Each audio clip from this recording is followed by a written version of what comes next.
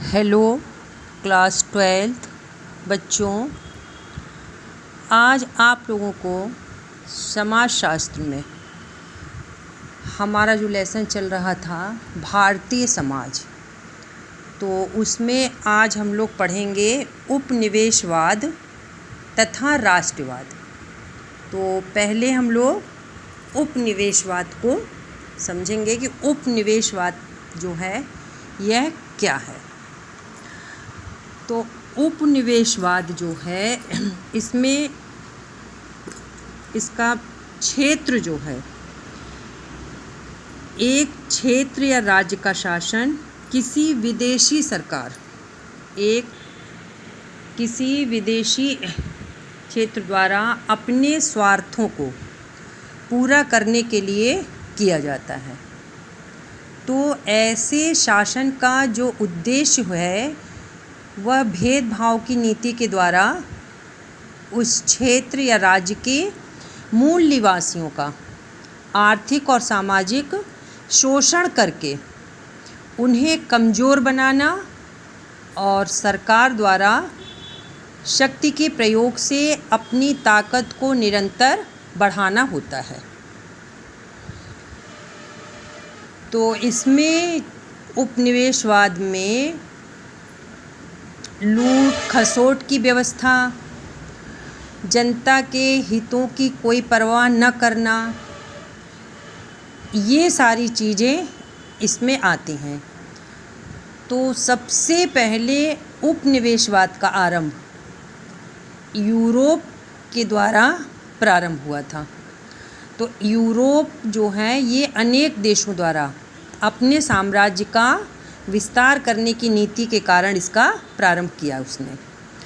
तो यूरोप में जब पुर्तगाल, स्पेन, एशिया, अफ्रीका, अमेरिका, इन सभी ने जो है जब ये देखा कि ये गरीब होने के कारण बहुत कमज़ोर है, तो इसने राजनीतिक अस्थिरता के कारण किसी संगठित शक्ति का विरोध करने की दशा में नहीं किया। इसने साम्राज्य का विस्तार करने के लिए जिन देशों पर अधिकार किया वे उनके उपनिवेश बन गए। तो उपनिवेशवाद जो है वह साम्राज्यवाद का ही एक विशेष रूप माना गया है।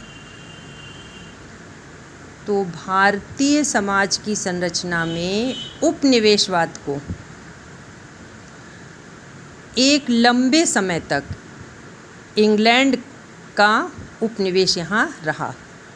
तो इस अवधि में क्या हुआ कि अंग्रेजी शासन की नीतियों के फलस्वरूप हमारी सामाजिक आर्थिक संरचना जो थी इसमें अनेक परिवर्तन होने लगे, जो किसी न किसी रूप में जनसाधारण को आज भी प्रभावित कर रहे हैं। तो भारतीय समाज पर उपनिवेशवाद के प्रभाव जो हैं वह किस प्रकार से पड़ा उसको कुछ लोगों ने बताया कि उपनिवेशवाद जो है यह किसी साम्राज्य के द्वारा किसी अन्य देश पर अपना प्रभुत्व स्थापित कर उसे पराधीन बनाता है। इसे 16वीं शताब्दी में एशिया, अफ्रीका, अमेरिका महाद्वीप पर साम्राज्यवादी नियंत्रण स्थापित करने और उनको उपनिवेश बनाने का पहला चरण प्रारंभ हुआ था। 16वीं और 18वीं शताब्दी के बीच के काल में यूरोप द्वारा भौगोलिक खोजों के बाद पुर्तगाल, स्पेन, इंग्लैंड, फ्रांस ये बड़े बड़े औपनिवेशिक साम्राज्य स्थापित किए। यूरोप ने क्या किया कि इन देशों के जो अनेक लोग स्थायी रूप से बसने के लिए जो 18वीं शताब्दी के अंत तक साम्राज्य का चरण साम्राज्य का चरण प्रारंभ हुआ तो उस आर्थिक प्रणाली को न देकर इन्होंने औद्योगिक क्रांति के फलस्वरूप वो क्रांति उभरी। तो औद्योगिकृत पूंजीवादी देशों में दुनिया के लगभग पूरे भाग पर अपना राजनीतिक और आर्थिक नियंत्रण एवं प्रभुत्व क्या किया, स्थापित कर लिया। जब अपना राजनीतिक प्रभुत्व स्थापित कर लिया है तो इस उपनिवेशवाद को कुछ वैज्ञानिकों ने, विद्वानों ने इसे परिभाषित किया है। तो जैसे पहली परिभाषा हम लोग लेंगे APK ऑर्गनेक्सी। इन्होंने लिखा है कि उपनिवेश का तात्पर्य उन सभी क्षेत्रों से होता है जो किसी विदेशी सत्ता द्वारा शासित होते हैं तथा जिनके निवासियों को किसी तरह के राजनीतिक अधिकार प्राप्त नहीं होते। तो इसका तात्पर्य ये हुआ कि उपनिवेशवाद का संबंध किसी राज्य पर विदेशी सत्ता का अधिकार होना है। फिर दूसरी परिभाषा हमारी है J.A. हॉब्सन ने लिखा है कि उपनिवेशवाद किसी विदेशी सरकार द्वारा अपनी राष्ट्रीयता का दूसरे क्षेत्र में इस तरह प्रसार करना है जिससे उस क्षेत्र के लोग अपनी सभ्यता के मूल्यों को विदेशी शासन के परिवेश में स्थापित करने लगे। और हॉब्सन ने इनके कथन से ये भी स्पष्ट हो जा रहा किया है इन्होंने कि उपनिवेशवाद का संबंध एक ऐसे साम्राज्यवाद से है जिसके द्वारा किसी विदेशी ताकत द्वारा एक बाहरी देश ने अपनी राजनीतिक सत्ता स्थापित करने के साथ ही वहाँ के सामाजिक और सांस्कृतिक जीवन में भी अपनी संस्कृति के अनुसार परिवर्तन लाने की कोशिश की जाती है। तो ये देखा जाएगा कि इन दोनों जो थे जिन्होंने परिभाषित किया है APK ऑर्गनेक्सी और J.A. हॉब्सन, इन दोनों ने उपनिवेशवाद की प्रकृति को कुछ विशेषताओं के आधार पर स्पष्ट करने का प्रयास किया है। तो वो कौन सी विशेषताएं हैं, इसको आइए हम लोग देखते हैं। पहला है, उपनिवेशवाद वह दशा है जिसमें एक साम्राज्यवादी देश अपने से दुर्बल देश पर अधिकार करके वहाँ अपनी शासन और कानून व्यवस्था स्थापित कर लेता है। तो इस दशा में वहाँ के मूल निवासियों को अपने देश के शासन में हिस्सा लेने का कोई अधिकार नहीं रह जाता। क्यों? क्योंकि दूसरे देश ने उस पर अपना अधिकार कर लिया है। तो अधिकार जब नहीं रह जाता है तो व्यावहारिक रूप के उपनिवेशवाद साम्राज्यवाद की सोच का परिणाम होता है। फिर दूसरा है हमारा पॉइंट, उपनिवेशवाद शक्तिशाली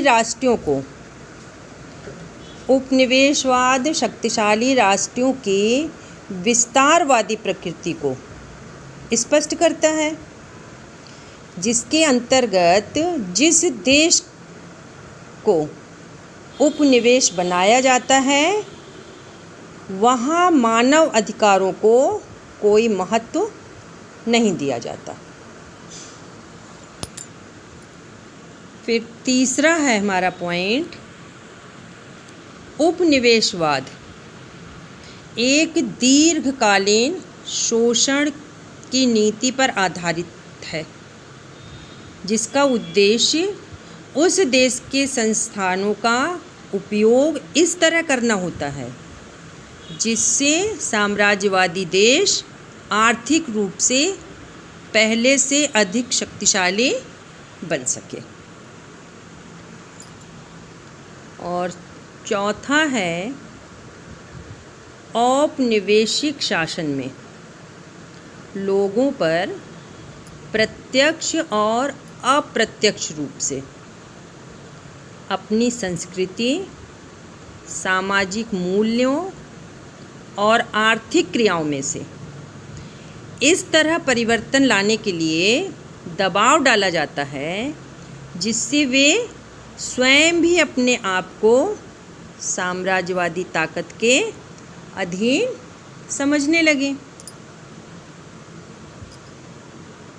और पांचवा है विदेशी सरकार द्वारा कूटनीति की सहायता से ऐसी व्यवस्था लागू की जाती है जिससे उस देश के मूल निवासी अपना सामाजिक आर्थिक विकास करने के योग्य न बन सकें, पूरी तरह से वह दूसरे के ऊपर आधारित हो जाए।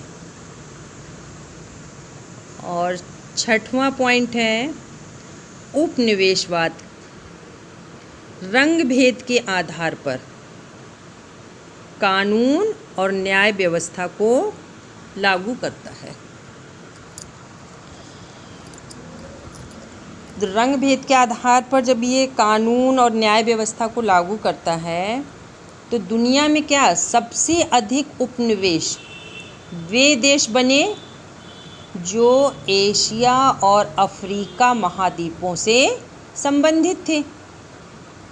यहाँ काले और गोरे लोगों के विभेद के आधार पर उपनिवेश के मूल निवासियों पर तरह तरह के अत्याचार किए गए।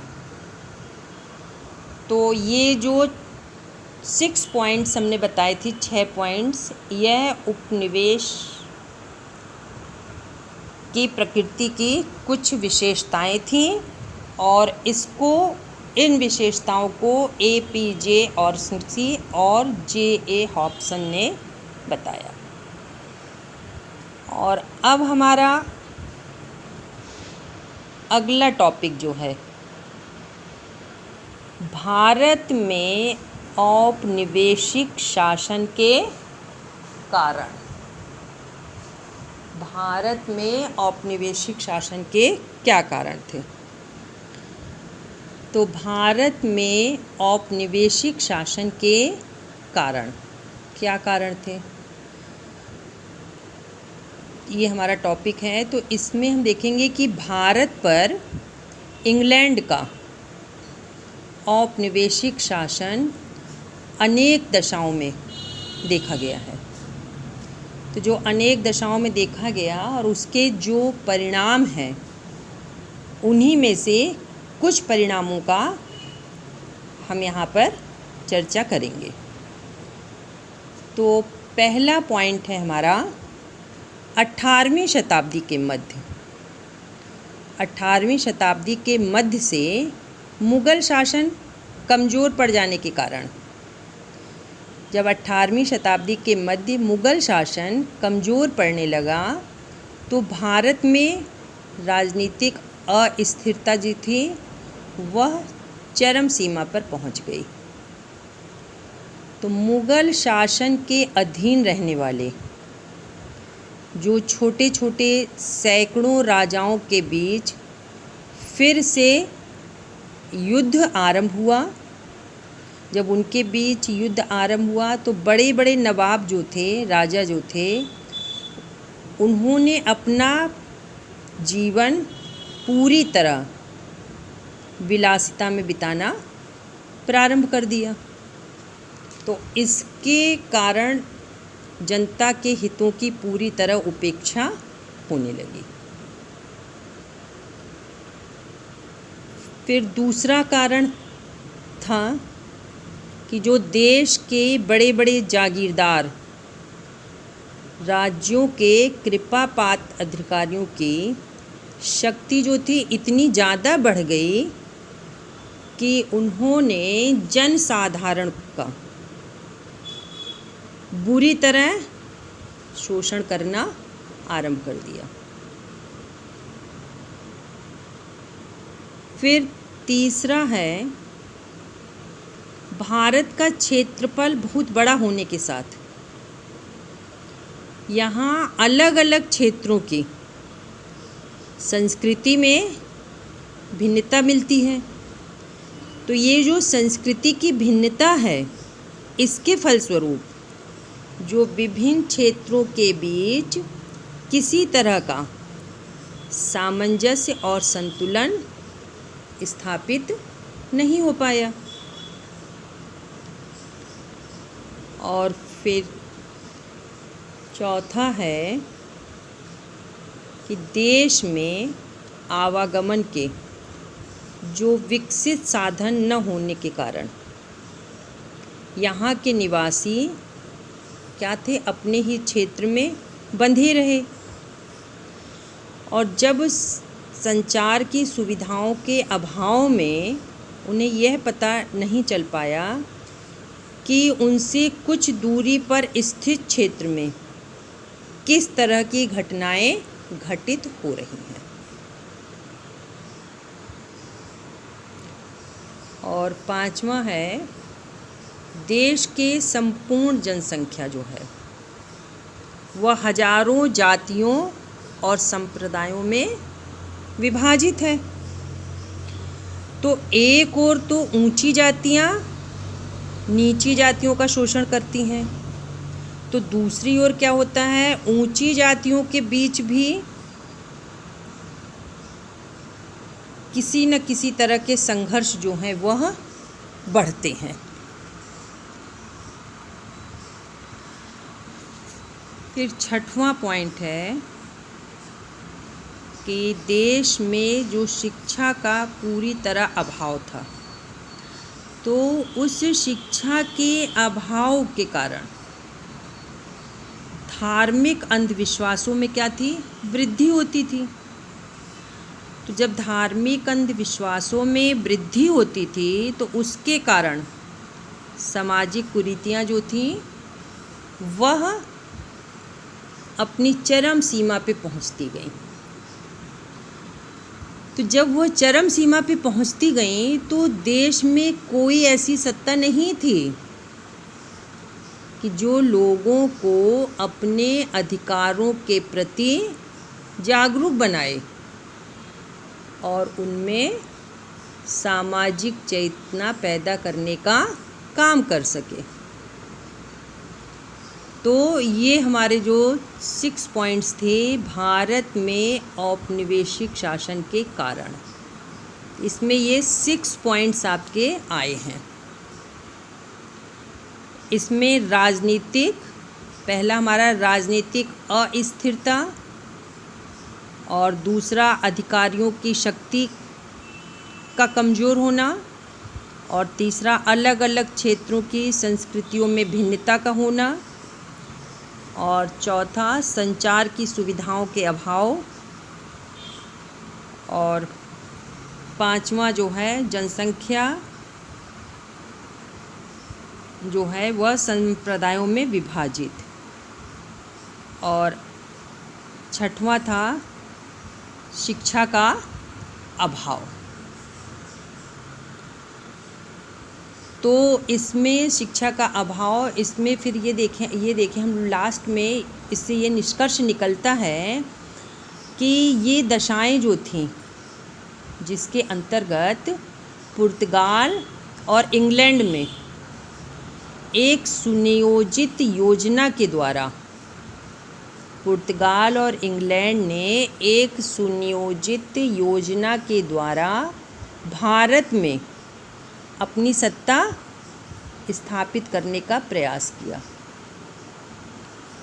तो उस समय भारत में अपार संपदा मौजूद थी। कुटीर उद्योग और दस्तकारों के लिए भारत दूर दूर तक प्रसिद्ध था। भारत में हस्तकला, कुटीर उद्योग, इसके लिए भारत चारों तरफ इसकी प्रसिद्धि थी। लेकिन औद्योगिक विकास के लिए भी यहाँ खनिज भंडार थे। तो उनके समुचित उपयोग के द्वारा साम्राज्यवादी जो थे वो देश में साम्राज्यवादी देश अपने आप को अधिक धनी बनाने के लिए उन्होंने भारत में उपनिवेशवाद जो है वह लागू किया। तो ये जो था उपनिवेशवाद, इसमें आपने देखा कि उपनिवेशवाद का उदय जो है वह किस तरह से भारत में हुआ। तो इसमें हमने भारत में औपनिवेशिक शासन के कारण अब देखते हैं कि भारत में औपनिवेशिक शासन के क्या प्रभाव पड़े। तो भारत में औपनिवेशिक शासन के क्या प्रभाव पड़े, ये हमारा हेडिंग है। तो जब इंग्लैंड ने एक दीर्घकालीन योजना के अंतर्गत भारत के विभिन्न क्षेत्रों पर धीरे धीरे अपनी सैनिक और आर्थिक शक्ति को ईस्ट इंडिया कंपनी के नाम पर बढ़ाना शुरू किया,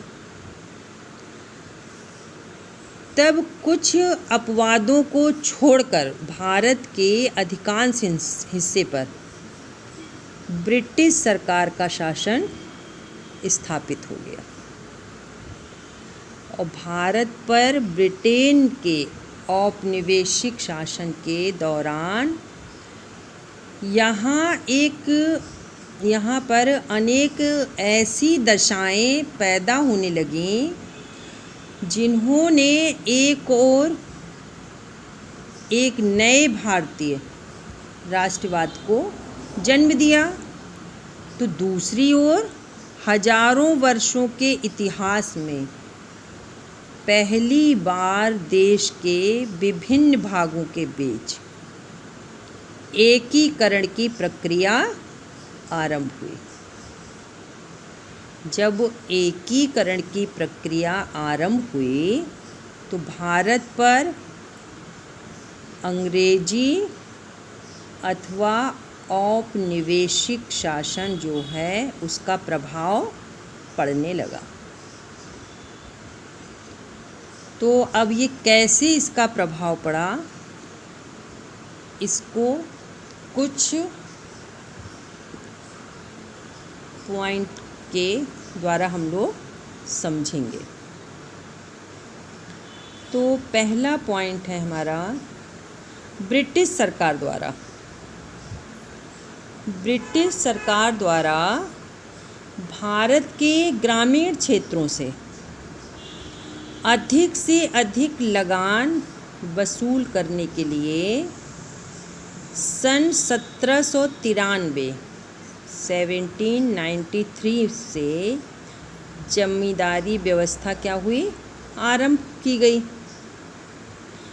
तो जमींदारों ने प्रतिवर्ष सरकार के लिए लगान की एक निश्चित धनराशि देने के लिए किसानों का शोषण करना आरंभ किया। तो इस दशा में किसान जो थे जमींदार के कर्मचारियों और ऋण लेने के लिए महाजनों के शिकंजे में फंसने लगे। ये पहला कारण था। और दूसरा कारण ब्रिटिश सरकार का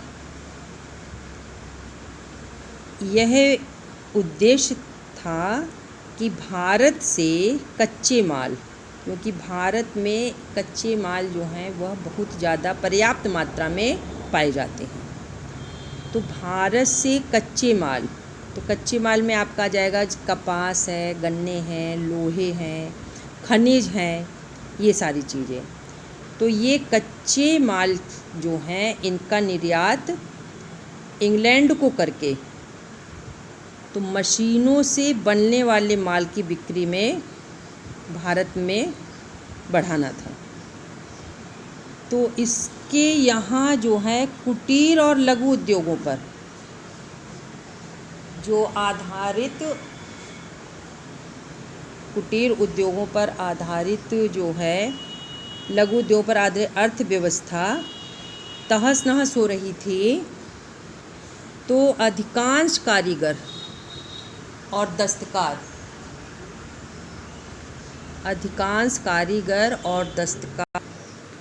तो दस्तकार जो थे वह शिल्पी बेरोजगार हो गए। तो इसी दशा ने भारत में पहली बार पूंजीवादी आर्थिक व्यवस्था को स्थापित करना आरंभ कर दिया। अब तीसरा कारण औपनिवेशिक शासन के अंतर्गत संपूर्ण भारत में पहली बार एक समान प्रशासनिक और न्यायिक व्यवस्था लागू की गई, जो सभी धर्मों, जातियों और वर्गों के लिए समान थी। तो जब यह दशा ने संपूर्ण भारत को एकीकृत करने में मदद की, तो इसके लिए भारत को एक भारी कीमत चुकानी पड़ी। अब ये हमारा चौथा पॉइंट है।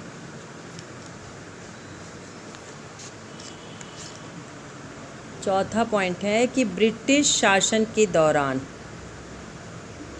पहली बार भारत में अनौपचारिक और धर्म प्रधान शिक्षा की जगह आधुनिक शिक्षा व्यवस्था आरंभ की गई।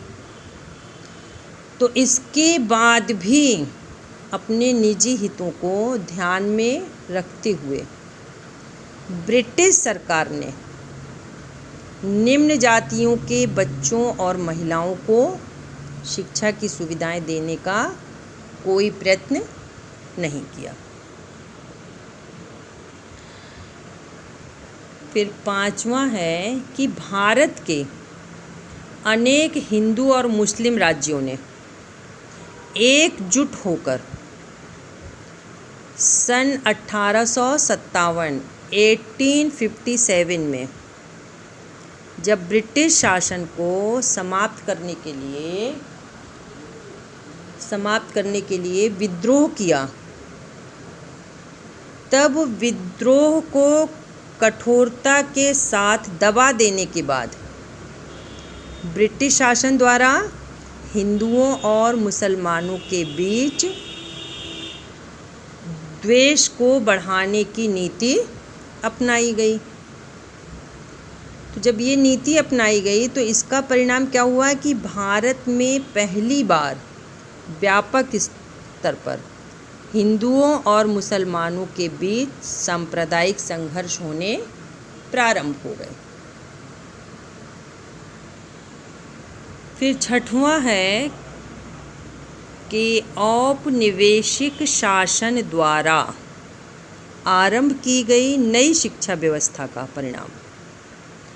नई शिक्षा व्यवस्था का यह परिणाम था कि यहाँ एक ऐसा शिक्षित वर्ग उभरने लगा जिसने लोगों में राष्ट्रीय चेतना को जगाना आरंभ किया। तो इसी वर्ग के प्रयत्नों से यहाँ एक और राष्ट्रीय स्वतंत्रता आंदोलन प्रारंभ हुआ। तो दूसरी ओर एक ऐसे राष्ट्रवाद को प्रोत्साहन मिलने लगा जो उपनिवेशवाद का सबसे बड़ा शत्रु सिद्ध हुआ। और सातवां है उपनिवेशवाद के प्रभाव से भारत में अनेक ऐसे वर्गों और समुदायों का जन्म हुआ जिन्होंने बाद में यहाँ के इतिहास में अपने आप को एक महत्वपूर्ण सिद्ध किया। और राष्ट्रीय स्वतंत्रता जो है, राष्ट्रीय स्वतंत्रता आंदोलन ने इन वर्गों और समुदायों ने जाति, धर्म और लिंग के भेदभाव के ऊपर उठकर हिंसा लेना आरंभ कर दिया। तो इससे भारतीय परंपरा को फिर से स्थापित करने के लिए अवसर पैदा हुआ, लेकिन बहुत सी नई सामाजिक और सांस्कृतिक गतिविधियां भी विकसित होने लगी। तो इस तरह ये देखा गया कि भारतीय समाज को औपनिवेशिक शासन के फलस्वरूप आर्थिक क्षेत्र में जहाँ हानि हुई, वहीं राजनीतिक और सांस्कृतिक क्षेत्र में अनेक ऐसी दशाओं को प्रोत्साहन मिला जिन्होंने विभिन्न क्षेत्रों में भारतीय समाज को आधुनिक और एकीकृत करने में योग दिया।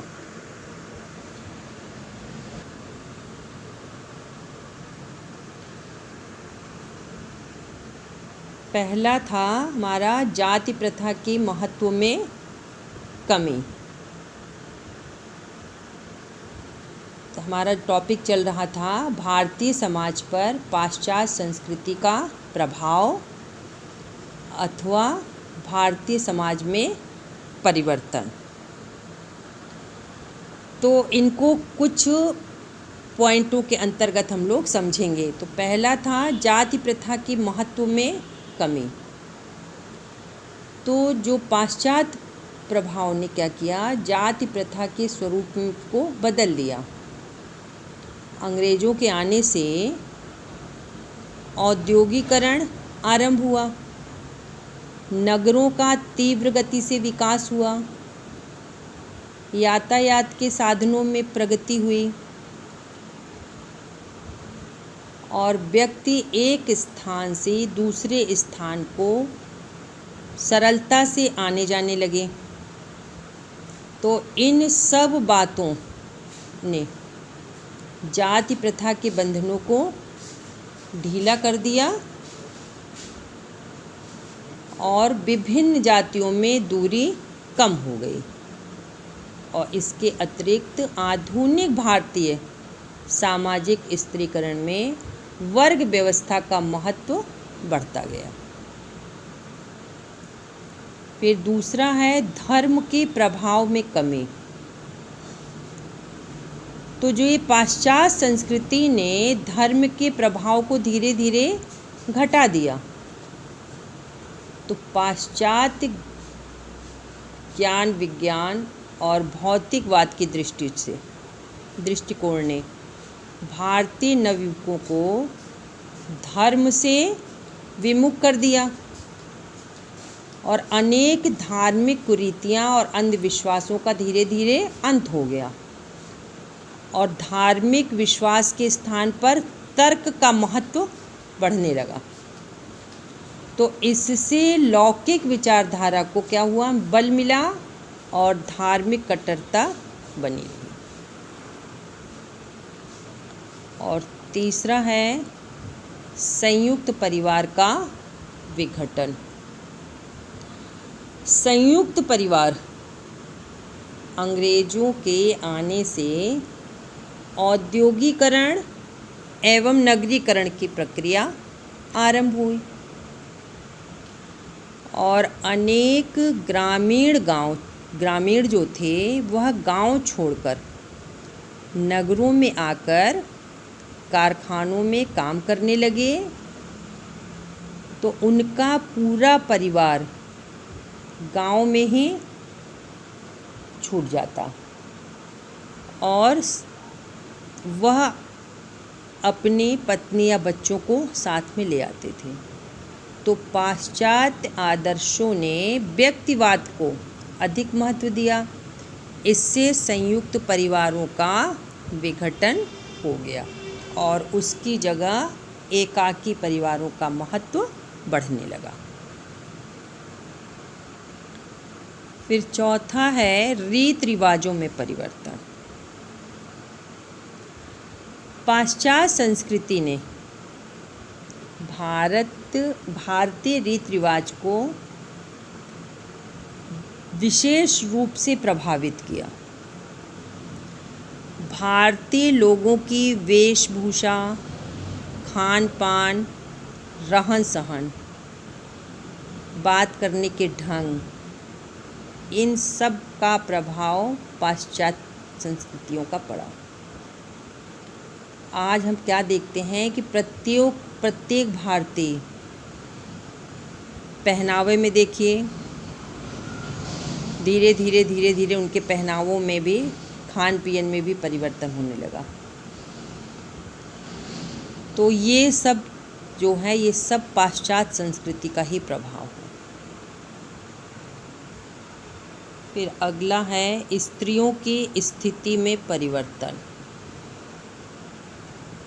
तो पाश्चात्य संस्कृति समाज के प्रभाव ने भारतीय स्त्रियों की स्थिति में भी परिवर्तन कर दिया। जो भारतीय स्त्रियां घर की चार दीवारी में रहती थीं, वह चार दीवारी से निकलकर विभिन्न आर्थिक, सामाजिक तथा राजनीतिक गतिविधियों में भाग लेने लगी।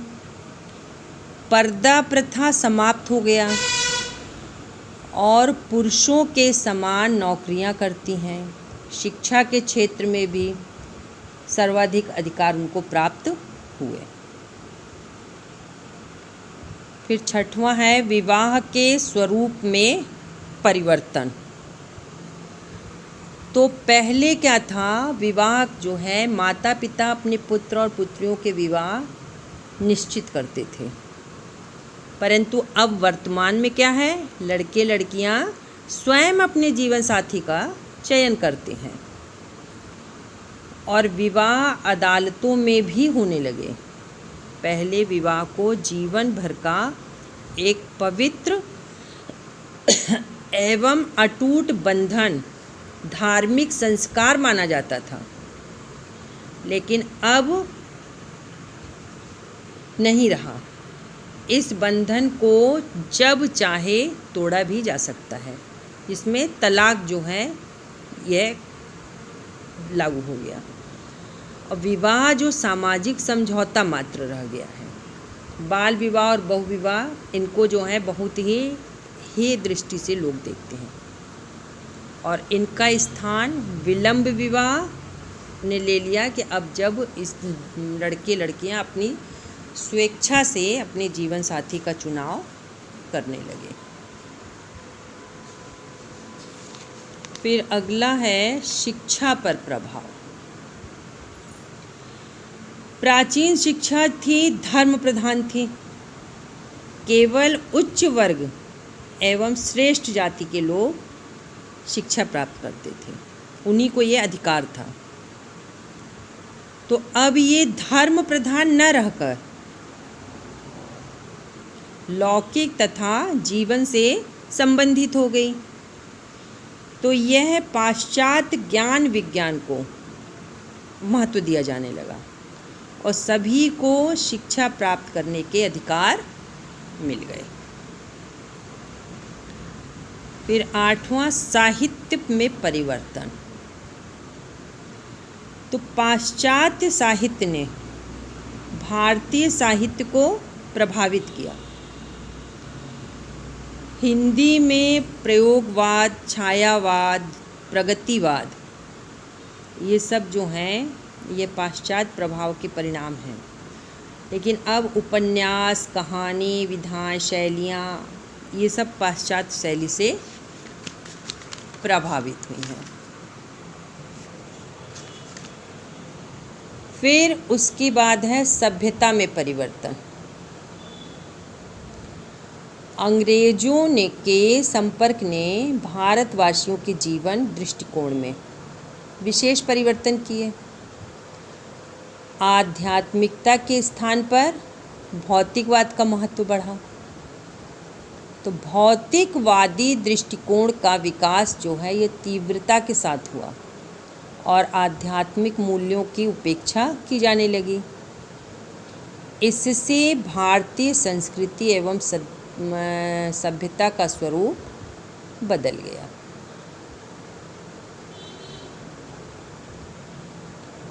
फिर है ललित कलाओं पर प्रभाव। ललित कला के विभिन्न क्षेत्र में पश्चिमी कला से प्रभावित हुआ।